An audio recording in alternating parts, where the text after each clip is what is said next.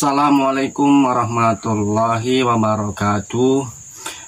Kembali berjumpa dengan saya, dan kembali kita akan mengulas berbagai macam persoalan-persoalan di negeri kita ini yang hingga saat ini tidak juga terselesaikan.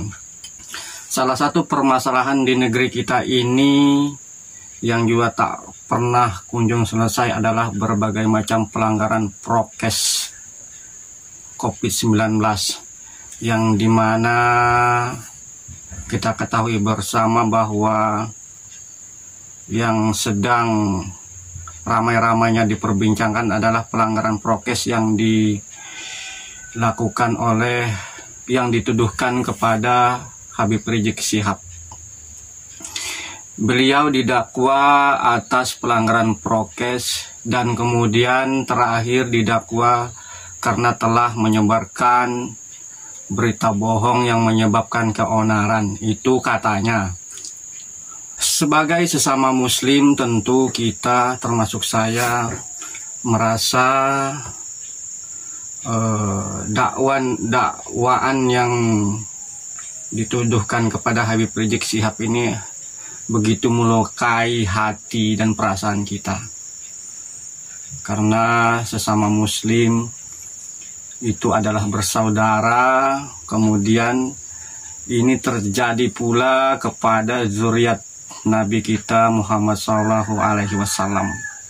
Jadi tentu kita selaku orang beriman akan merasa sedih atas perlakuan ini, di mana pelanggaran prokes yang dituduhkan kepada Habib Rizik Syihab ini bukan hanya dilakukan oleh Habib Rizik Syihab saja. Begitu banyak terjadi pelanggaran prokes, bahkan ini mohon maaf kepada yang terhormat Presiden Joko Widodo, beliau sendiri pun melakukan pelanggaran prokes ini. Ini terjadi dan terdapat bukti jejak digital yang tak terbantahkan ketika beliau sedang membagi-bagi paket, entah paket apa, kepada masyarakat di Jakarta. Dan itu terjadi, dan itu membuat kerumunan massa yang tak terelakkan. Apakah yang dilakukan oleh seorang Presiden Joko Widodo ini bukan pelanggaran? Nah, tentu saja ini adalah sebuah pelanggaran. Namun kenapa beliau tidak ditindak? Kenapa beliau tidak dihukum seperti yang berlakukan kepada Habib Rizik Syihab? Nah, disinilah saya pribadi mengatakan bahwa proses pengadilan yang dilakukan kepada Habib Rizik Syihab ini adalah bukan proses pengadilan, tapi justru sebaliknya adalah sebuah proses penzaliman. Karena begitu banyak kasus-kasus yang lain tetapi tidak ditindak sebagaimana kepada Habib Rizik Syihab.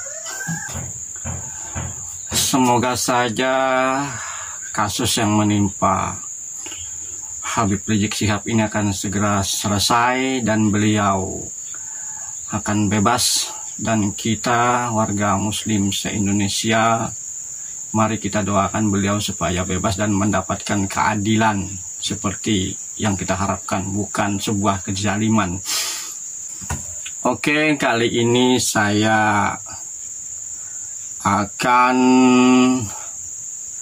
membeberkan beberapa fakta kerumunan yang tidak pernah ditindak oleh pemerintah. Sedikitnya 3 fakta kerumunan yang tidak pernah ditindak oleh pemerintah. Yang pertama adalah kerumunan anjing kawin. Kerumunan anjing kawin ini sebenarnya bila kita telisik begitu banyak melanggar undang-undang dengan pasal yang berlapis-lapis. Yang pertama, yang jelas pelanggaran prokes karena mereka tidak menjaga jarak, pakai masker dan sebagainya. Itu sudah jelas.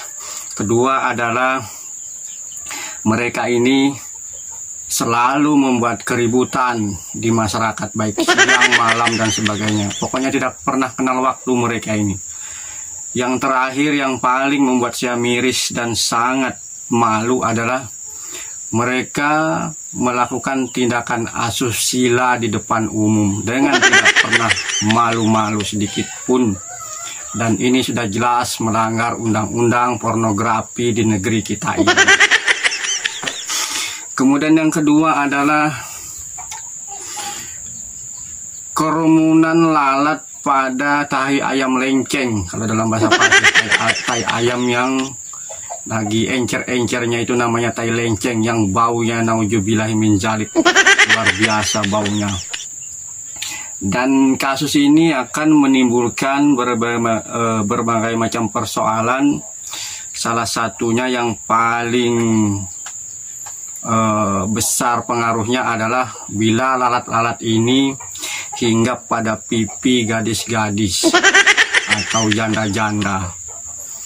Tentu karena lalat ini menimbulkan bau yang luar biasa, ini akan merusak pamor para gadis-gadis atau janda-janda tersebut. Kemudian seperti lagunya Project Pop, orang akan menilai mereka cantik tapi bau. Bagi yang generasi tahun 90-an tentu akan kenal lagu ini. Cantik tapi bau, deodoran pun tak mampu. Nah, begitulah kira-kira lagunya. Kemudian yang terakhir, yang ketiga, dan cukup sampai 3 saja, yakni kerumunan semut di dalam toples gula. Ini juga sangat merugikan karena saya seringkali membuat teh itu rasanya masam karena terlalu banyak semut yang masuk ke dalam gelas teh saya, ikut juga termasak oleh air panas, jadi rasanya masam. Entah kenapa kok bisa masam, mungkin di dalam perut semut ini gula itu dirubah menjadi zat asam. Oke, itu tadi sedikitnya 3 kerumunan yang tak pernah ditindak oleh pemerintah, dan terdapat bukti yang tak terbantahkan hingga saat ini. Kerumunan-kerumunan macam ini tak pernah ditindak.